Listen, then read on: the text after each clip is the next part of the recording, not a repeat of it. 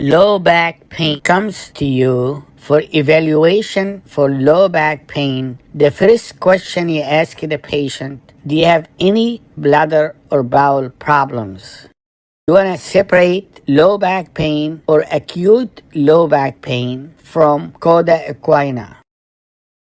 Coda equina is an orthopedic emergency. It needs to be diagnosed early and treated by surgery early.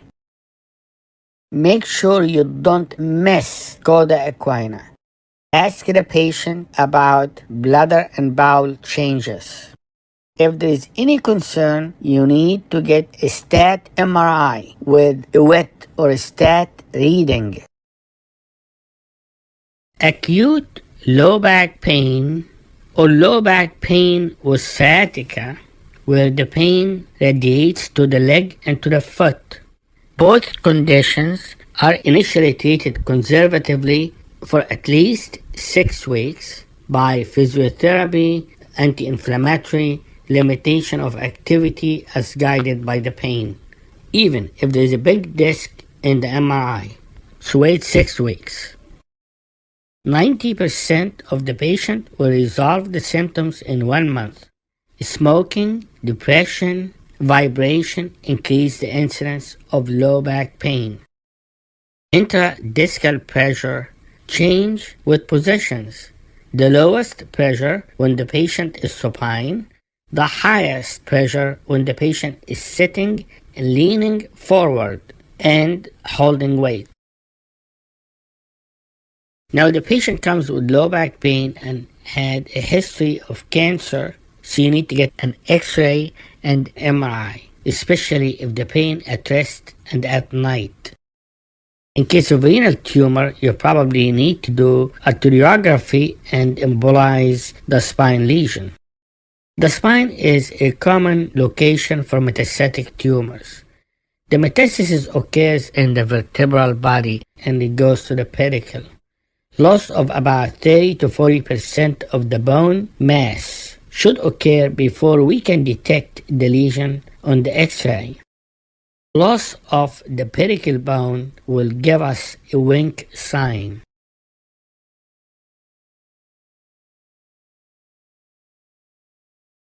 How about if the patient has infection? Infection will occur in the disc space. The segmentation rate and CRP will be elevated. Only 50% of the patient will have fever and less than 50% will have elevated WBCs.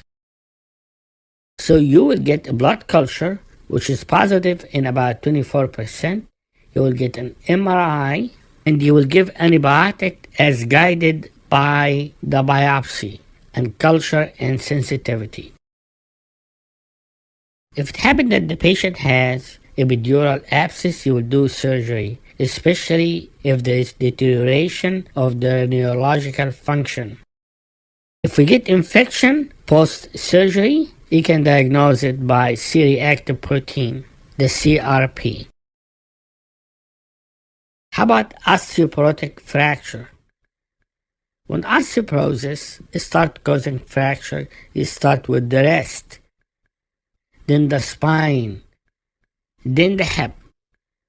So if you have an osteoporotic spine, you want to treat it before it goes to a hip fracture later on. And if you have one spine fracture, that will lead to more spine fracture. After 1 year of treatment with medication, you decrease the incidence of vertebral fracture by 60%. After 2 years, you decrease the incidence by 40%. So in general, when you're dealing with a patient with low back pain, you treat the patient conservatively. Don't get x-rays in the first 4 to 6 weeks unless there are some red flags, such as patient is older, or patient has metastatic tumor, or the patient has history of cancer, or infection is suspected, or the patient has trauma, or osteoporotic fracture because the patient is taking steroids. So you get the x-ray. Then you may see an x-ray of a patient that looks like ankylosing spondylitis. At that point, look at the SI joint. It starts at the SI joint. You may get HLA-B27. You will find that there are marginal syndesmophytes with diffuse ossification of the disc space without large osteophyte formation, which is different than the dish, which occurs in diabetic. You get hemoglobin A1C. The syndesmophytes are non-marginal and they have larger osteophytes. It is the diffuse idiopathic skeletal hyperestosis, which will have flowing ossification along the anterolateral aspect of at least 4 contiguous vertebrae, and that is not ankylosing spondylitis. So you're going to get an MRI at a certain point for the spine. Well, you need to start first with x-rays. MRIs are a little problem because, number one, there are abnormal MRIs in asymptomatic patients. It is false positive.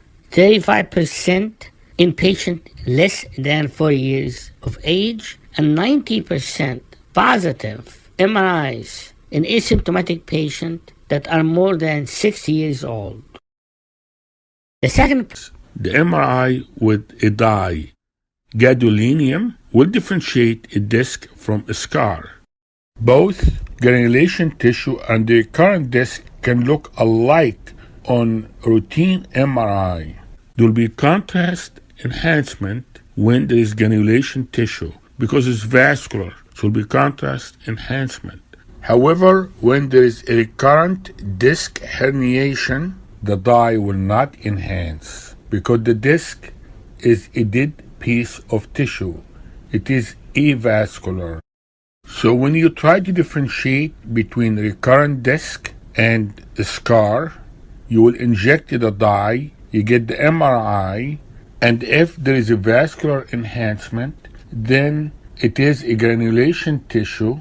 You will need to sit tight and not to do surgery. However, if there is no enhancement, then it is a recurrent disc.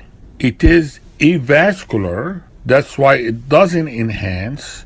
And if the recurrent disc causing a lot of pain or symptoms to the patient, then you probably need to do surgery.